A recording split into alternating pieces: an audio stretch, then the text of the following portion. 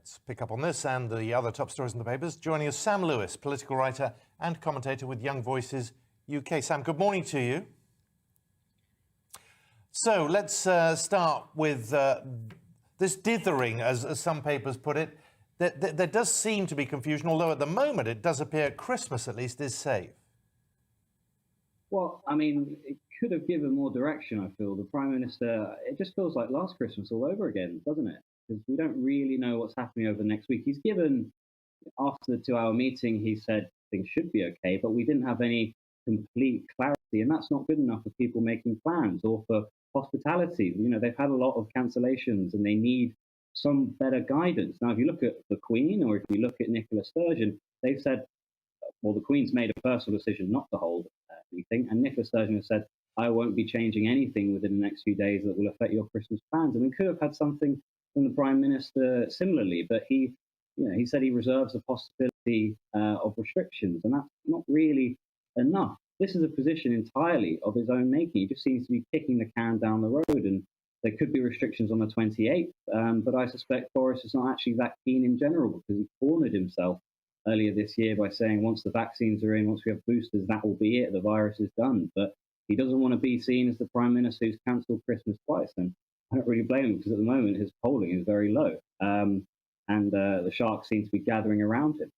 I think one of the criticisms there is that Boris Johnson could be putting his own political agenda ahead of public health concerns. That's certainly true. I mean, within the meeting yesterday, for example, it seemed the Prime Minister, from reports, took a step back, and it seemed that he allowed his senior cabinet ministers to make the case on either side. So you had Sajid Javid and Michael Gove on one side in favour of more restrictions, and you had Rishi Sunak and Liz Truss on the other, saying that ultimately the economy should come first. And you can see why. I mean, if you look at their departments, you have Sajid Javid is concerned about the NHS and about how it will perform in January and February come post-Christmas. Because don't forget, any restrictions now will only come into impact in 2 weeks' time. And scientists are saying it's already too late to have any impact on Omicron in the next 2 weeks. So the NHS could be overwhelmed. But if you look at it from the other case, we're going to see businesses who already over the weekend struggled because of news reports of the Omicron case. They're going to really struggle in the quieter months of January and February as well. And Rishi Sunak will have to react to that and find some money from somewhere, which we as a country don't really have. So they all have their own sort of agenda within their departments. But again, yes, there could be political reasons that the Prime Minister is doing this, and he's a bit worried about his position after 2 months of not doing very well. Sam, the irony of that hospitality crisis is, of course, that it's the public reaction to what's been going on that's caused that, because, as William Rees-Mogg made the point yesterday, it's the people who are making the decision as to whether they go out, whether they go to restaurants, whether they go to pubs. That is not a political call. So politicians now are damned if they do, damned if they don't, aren't they?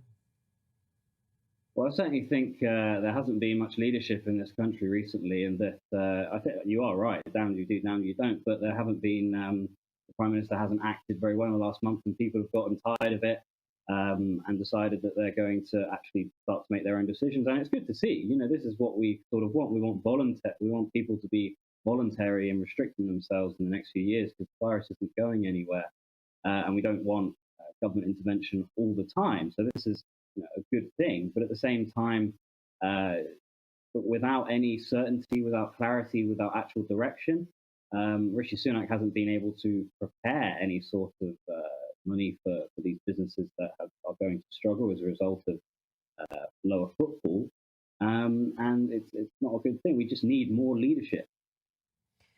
How much of the Prime Minister's efforts this week have been hampered by that photograph that was on the front page of The Guardian yesterday? Some people saying, let's stop sort of making a fuss about it, but we can also see it's been confirmed that Matt Hancock's in that photograph, Dominic Cummings. Some of the public are outraged, but could it really have damaged the government's efforts in terms of public health? I certainly think that the image has been brought up again and again. It's obviously not a work party. It's not a party of anything. It's some sort of post-work gathering. I mean, you have some sympathy for them, but again, a lot of people do not. A lot of people won't have any sympathy. Keir Starmer picked up on it, and he contrasted on how people couldn't go to funerals at the time, and people are really angry at it. Raab seemed to say that someone with an animus was trying to damage the government, but it's ultimately a case that the public have seen this photo, and it's just a cumulative effect of the last 2 months where something has come about where it's an us versus them, and you see it on the street, and that's why North Shropshire, for example, gave a very telling said it in the most clear terms and elected a Liberal Democrat MP rather than a Tory one in a safe Tory seat, or it should have been a safe Tory seat. So it has been damaging. I think had this photo come out a few months ago when Tories were riding high in the polls, he quite potentially might have been forgiven for it. But on top of everything that's gone on in the last 2 months, on top of last week's launch of the inquiry into how many parties there were last year, it's just added to the Prime Minister's woes. Now, while people are obsessed with photographs, every day people are still coming into the country across the Channel, and more migrants across the Channel on Sunday than in the whole of December last year. This issue is not going to go away, and it has a habit of suddenly coming up and biting us with a shocking statistic like that. And of course, only a few weeks ago, we were talking about the deaths of a number of migrants too. And at the moment, still no real sign that anybody's getting to grips with this. Certainly not at all. I mean, a few months ago, a poll was conducted by the Sunday Telegraph that found 70% of Tory voters thought the Gov's approach was too soft, 55% of the public more broadly, and it seems nothing's really been done. It's just the news cycle has come back to this. But now, you see people coming for multiple reasons, and you can understand it. We are a great country. We call ourselves Great Britain. Of course, people want to get here. We speak the world language.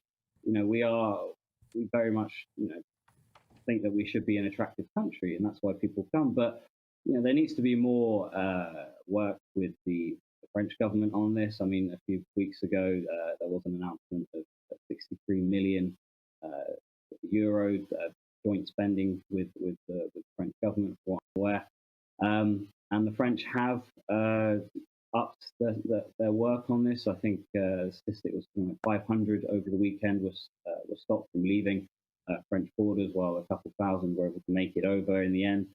But someone needs to get a grip on this, and there needs to be more done on it, certainly. And Priti Patel needs to be looking at this and trying to understand why this has come back, and it seems we are where we are a few weeks ago. Sam Lewis, always good to see you. Thanks very much for joining us this morning.